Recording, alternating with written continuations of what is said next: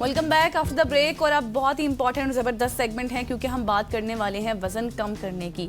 जब भी वज़न कम करने की बात होती है तो सबसे पहले माइंड में डाइटिंग का लफ्ज़ ही आता है, लेकिन हकीकत ये है कि सख्त डाइटिंग अक्सर फ़ायदे से ज़्यादा नुकसानदेह भी होती है। लेकिन कैसे? मुसलसल थकन, चिड़चिड़ापन, ग़िज़ाई कमी, या फिर आप ये कह लें कि आपका जो मेटाबॉलिज्म होता है उसकी रफ्तार भी सुस्त पड़ जाती है। असल बात यह है कि चर्बी पर काबू पाने के लिए खुद को आपने भूखा रखना या फिर अपनी पसंदीदा ग़िज़ाएँ मुकम्मल तौर पर छोड़ देना, ये चीज़ें ज़रूरी नहीं होती, बल्कि समझदारी से तर्ज़ ज़िंदगी में ऐसी तब्दीलियाँ लाना काफ़ी हैं जो जिस्म को आपको फितरी तौर पर बैलेंस रख सकें। आज हम बात करेंगे डाइटिंग के नुकसानात और उन आसान तरीकों की जिनसे बगैर डाइटिंग के भी वज़न कम किया जा सकता है। बिल्कुल ऐसे ही हमारे साथ डॉक्टर जमील हैदर मेहरवी साहब मौजूद है। सो मच हो जानेगा सर। जिस तरह एक कंप्लीट इंट्रो में बता दिया गज़ल ने, हम आपसे भी पूछना चाहेंगे कि क्या वाकई जो सख्त डाइटिंग होती है ये वज़न कम करने का वाहिद रास्ता है या सिर्फ एक आम फहम गलती है जिसको हम रोज़मर्रा करते हैं और इसके नुकसानात से हमें आगाही नहीं है? बहुत शुक्रिया जी, थैंक यू वेरी मच आपका मुझे जूम पे कॉल लेने का इंटरव्यू के हवाले से। बात उनकी बिल्कुल ठीक है इस पॉइंट ऑफ व्यू से कि जितने भी लोग डाइटिंग करते हैं ये सुना के एक दूसरे से, और उससे ये होता है कि अगर किसी का वजन कम होता है तो वो उसकी अपनी बॉडी को वो डिहाइड्रेट भी कर रहा होता है और कई सारे उसके न्यूट्रिएंट प्रॉब्लम जो है ना वो हो रहे होते हैं और वीक हो रहा होता है उल्टा वो पेशेंट।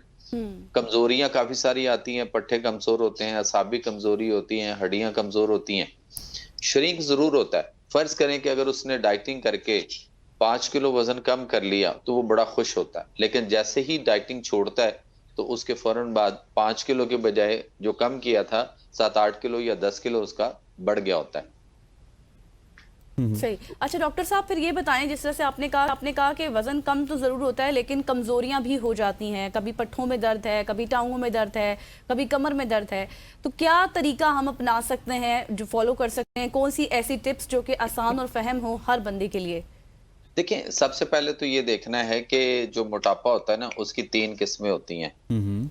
और यहाँ लोगों को तो आम की सी बात है पब्लिक की, तो पब्लिक की बजाय जो डॉक्टर्स हैं वो तक नहीं जानते। ये सिर्फ तबीब जो है हमारे यहाँ या नेचुरोपैथ जो डॉक्टर हैं ये सिर्फ वो जानता है कि मोटापे की 3 किस्में होती हैं। एक मोटापा वो होता है जिसमें मरीज के जो है ना वो चर्बी ज्यादा होती है, यानी उसके अंदर सौदावी तेजाबियत जो होती है ना उसका मसला होता है। और इनका इनका जो जिस्म होता है ना वो जिस्म इनका सख्त किस्म का कसा हुआ टाइट होता है, हार्ड होता है। एक मोटापा ये होता है। और दूसरा मोटापा ये होता है बलगमी मरीजों वाला।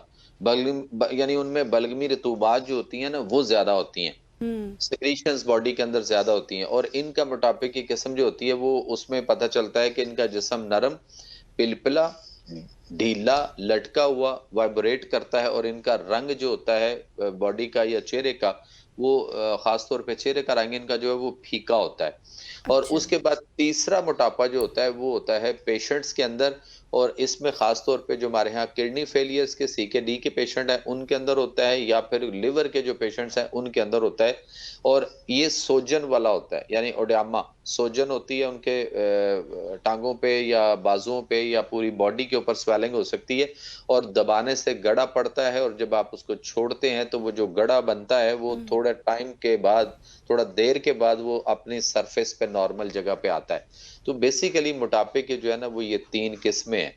अगर हम इन किस्मों को जानते हैं, समझते हैं और इसके मुताबिक अगर मरीज का इलाज करते हैं, उसके मुताबिक उसकी डाइट प्लान होगी, उसके मुताबिक उसकी दवाई होगी, परहेज होगा, तो फिर वो वजन जितना कम करना चाहे कर सकता है। ठीक हो गया। अच्छा डॉक्टर साहब, मुझे ये बताइएगा कि आप कौन से तरीके सजेस्ट करते हैं किसी भी ऐसे शख्स को जो कि अपने BMI से तकरीबन 4-5 या फिर बहुत ज़्यादा हो तो 10 kg उसका वज़न ज़्यादा है, तो उसको क्या कुछ करना चाहिए? क्या आपकी सजेशंस होंगी सुनने वालों के लिए? देखिए, सुनने वालों के लिए ये है कि एक तो वो इस मोटापे की किस्म के मुताबिक अपने अपने इलाज को देखेंगे और उसके लिए वो किसी माहिर नेचुरोपैथिक डॉक्टर या किसी माहिर तबीब को मिलेंगे जो इन तीनों मोटापे की किस्मों को और मिजाज को जानता हो। तो वो देख कर या बहुत सारी चीजों के बाद उसकी वो ट्रीटमेंट प्रॉपर करेगा, उसकी कंडीशन के मुताबिक उसकी दवाई जो है वो बनाएगा। बाकी रहेगी उसकी ग़िज़ा और उसके मुतालिक तो एक जर्नल सी बात है कि हमें इस वक्त जो है वो fast food, junk food, frozen food, उसके बाद डब्बों के जूसेस हैं, डब्बों के दूध हैं, और कोल्ड ड्रिंक्स वगैरह हैं, सॉफ्ट ड्रिंक्स हैं, एनर्जी ड्रिंक्स हैं, फिर बारबेक्यूज हैं, चटपटी चीजें हैं, मुरगन गजाएं हैं, बेकरी आइटम है खासतौर पे जिसमें मैदे का इस्तेमाल बहुत ज्यादा है। मैदे का इस्तेमाल छोड़ना है हमें, चीनी का इस्तेमाल हमें जो है वो छोड़ देना चाहिए। चीनी इस वक्त दुनिया की सबसे बहुत खतरनाक तरीन ड्रग है। ड्रग समझते हैं, मंशियात, ये उसमें आता है और ये बहुत बड़ा पॉइजन है। ये सब biological, it's a biological war, और ये मुख्तलिफ चीजों में इस्तेमाल होती है और हम उसको अंधाधुंध, आप देख लें कि एक कोल्ड ड्रिंक पीने वाला जो है, एक गिलास अगर कोल्ड ड्रिंक कोई भी लेता है तो उसमें कम से कम 18-20 चम्मच जो है वो चीनी होती है। और कुछ लोग डाइटिंग कर रहे होते हैं या डाइट चीजों का इस्तेमाल कर रहे होते हैं, वो कहते हैं जी हमने कोल्ड ड्रिंक पीते हैं लेकिन हम डाइट वाली पीते हैं, तो उसमें चीनी की बजाय जो है वो सक्रीन होती है, और सक्रीन उससे ज्यादा खतरनाक है। जैसे कि आजकल हमारे यहाँ कैंडल में, सुकराल में और बहुत सारी ऐसी टैबलेट शुगर के मरीजों को दी हुई है कि आप शुगर फ्री ये टैबलेट उसमें डालने चाहिए मुख्तलिफ चीजों में। चाय जो है वो बहुत ज्यादा मोटापा कर रही है, चाय से गैसेस होती हैं, एसिडिटी होती है, ब्लड प्रेशर होता है, कई सारे प्रॉब्लम होते हैं, लेकिन हम इन चीजों पे लगे हुए हैं, तो हमें इनसे अवॉइड करना है और वॉक करनी है। और वॉक जो है वो मैं कहूंगा सबसे कि नंगे पांव जो है वो जमीन के ऊपर घास पे, या घास ना हो तो जहां पे खाली जमीन हो, आप कच्ची मट्टी के ऊपर नंगे पांव कम से कम 40 मिनट जो है वो वॉक किया करें। डेली और बेसिस अगर पे? जी डेली बेसिस पे, और जो वॉक नहीं कर सकते वो, या जिसका मूड ना हो जिस दिन वॉक करने का, तो वो अपने पाँव नंगे करके हमें जमीन के साथ रखने हैं, टच करने हैं तलवे अपने, और ये जमीन हमारी जो है वो हमारी बॉडी को अपग्रेड कर देती है, सॉफ्टवेयर हमारा अपडेट हो जाता है, और हमारे यहाँ नर्वस सिस्टम होता है दिमाग में, और वहां पे मोटर न्यूरॉन सेल्स होते हैं, उससे करंट निकलता है और पूरी बॉडी के नर्वस सिस्टम के थ्रू वो पूरी बॉडी में रिफ्लेक्ट करता है। तो हमें ये चाहिए कि हम अपने आप को 0 वोल्ट करें। 0 वोल्ट हम तब होंगे जैसे कि हम अगर इस वक्त कोई भी अपने ये जो मैकेनिक होते हैं ना, मुख्तलिफ इलेक्ट्रॉनिक चीजें ठीक करने वाले, उनके पास एक मीटर होता है जो मुख्तलिफ पुर्जों को चेक कर रहे होते हैं, तो उनकी दो तारें होती हैं, एक रेड और एक ब्लैक। रेड वाली को अगर आप पकड़ेंगे तो वो आपको बताएगा कि आप में मेरे में जो है ना वो 0.4 जो है वो नीडल ऊपर जा रही होगी सुई, तो इसका मतलब है कि हमारे अंदर 0.4 जो है ना वो वोल्टेज मौजूद है, जबकि हमें 0 वोल्ट रहना है। तो 0 वोल्ट करने के लिए 40 मिनट अगर आप जमीन के साथ टच होंगे तो आपके वो जो 0.4 आ रहा था उस मीटर के ऊपर, वो आपका 0 वोल्ट हो जाएगा। तो हमें 0 वोल्ट पे अपने आप को रखना, और इससे बेशुमार फायदे लोगों को होंगे, और ये तो पब्लिक बताएगी। इसको करने के बाद मेरे पेशेंट्स और मेरे पूरी दुनिया में जितने फॉलोअर्स हैं और जो लोग एजुकेट हो रहे हैं, मेरा हमारे साथ टच हैं, मेरा एक प्रोजेक्ट है बैक टू नेचर, तो उसमें जो लोग हमारे साथ टच, वो जो ये कर रहे हैं वो यकीन करें कि आप खुद भी करके देखिएगा, और उसके बाद आप खुद इस पे फिर चाहेंगे कि हम इस पे एक फिर बिल्कुल। कोई ऐसा करें कि ये 40 मिनट, और इसके करने से आपने खुद बताना है कि आपको क्या फायदे हासिल होंगे। अच्छा और डॉक्टर दूसरा साहब, मुझे ये बताएं कि अब आपने कुछ चीज़ें तो बताई हैं, जिस तरह आपने वॉक का बताया है, कच्ची मिट्टी का बताया है कि उसके ऊपर हमने वॉक करनी है, घास वाली मिट्टी के ऊपर भी। हम जब कुछ लोग हमने देखा है कि जब वो एक्सरसाइज करते हैं बीच में छोड़ देते हैं, फिर उनका वेट गेन हो जाता है, फिर एक्सरसाइज करते हैं, तो ऐसे हमारा मेटाबॉलिज्म भी इफेक्ट होता ही है। लेकिन कुछ ऐसी ग़िज़ाएँ या कुछ ऐसी एहतियात आप बता सकते हैं नॉर्मली हर बंदे के लिए, जो आप जिसको हम देखते हैं कि अक्सर वेट चढ़ता है फिर कम होता है, उसके लिए कि वो उसको करनी चाहिए, वैसा खाना जी खाना बिल्कुल चाहिए? बिल्कुल, ऐसा बिल्कुल है। देखिए सबसे पहले तो ये है कि हमें गंदम को छोड़ना है, क्योंकि गंदम का जो आटा है ये इस वक्त जीएमओ फूड है और इसके अंदर बेशुमार मसाइल आ चुके हुए हैं।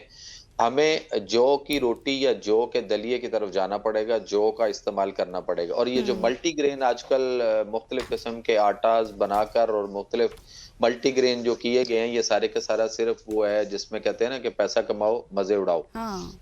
अगर मल्टीग्रेन जो है वो चीजें इतनी अच्छी होती इंसान के लिए, तो फिर अल्लाह ताला एक मल्टीग्रेन बीज भी बना सकते थे, क्या नहीं बना सकते थे? बिल्कुल।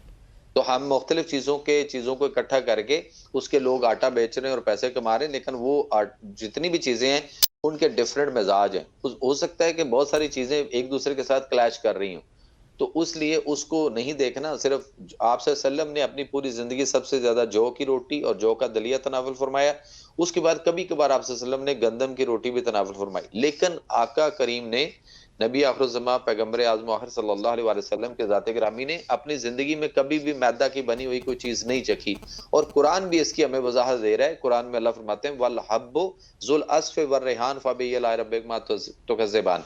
तो वल हब्बो का मैंने और भूसा वाला अनाज, यानी जिसके अंदर फाइबर मौजूद हो। हम बगैर फाइबर के सारी चीज़ें, जैसे सुबह लोग उठते हैं तो पूड़ियाँ मैदे की बनी हुई, डबल रोटी मैदे की बनी हुई, नान मैदे के बने हुए, और फिर रात गए तक। और एक प्लीज मैं रिक्वेस्ट करूंगा पब्लिक से कि शाम को मगरिब तक, हद मगरिब तक आप खा लें। मगरिब के बाद अगर लेट भी हो तो आप 15-20 मिनट तक खा सकते हैं, जब आपके पास सफेदी होती है, बाहर रोशनी होती है। लेकिन जैसे ही आपकी सफेदी जो है वो तारीकी में, स्याही में, ब्लैकिश कलर में डूबना शुरू हो जाए और स्याही आना शुरू हो जाए, यानी रात शुरू हो जाए, अंधेरा शुरू हो जाए, तो फिर उस वक्त मत खाओ, इसलिए कि वो लिवर फैटी आएगा।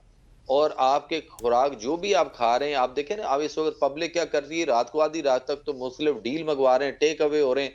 अब तो एक क्लिक मारे और आपको घर बैठे खाना आ रहा है। तो कभी भी ऐसा नहीं करना, वरना हम तमाम इस वक्त जो है वो एच पैलोरी एक बीमारी है मैदे के अल्सर, और उससे ठीक। बिगड़ कर, और वो इतनी तेजी से फैल चुकी हुई है कि दुनिया में इस वक्त 8 अरब ठीक हो गया डॉक्टर साहब, इंशाल्लाह आपसे मज़ीद भी इस 8 हवाले से अरब गुफ्तगू करेंगे और आने वाले दिनों में इस टॉपिक के ऊपर, क्योंकि एक ऐसा टॉपिक है जो कि एक सेगमेंट में तो ख़त्म नहीं हो सकता। आपके वक्त का बहुत बहुत शुक्रिया। ख़वातीन वज़ार डॉक्टर जमील हमारे साथ मौजूद थे, जो कि डाइटिंग के हवाले से हमें बता रहे थे।